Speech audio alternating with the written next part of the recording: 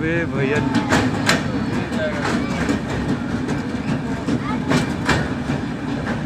इतना खूबसूरत है,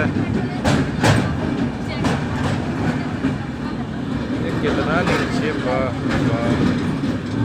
वे भैया नार भी पा रहा, इतना खूबसूरत बा।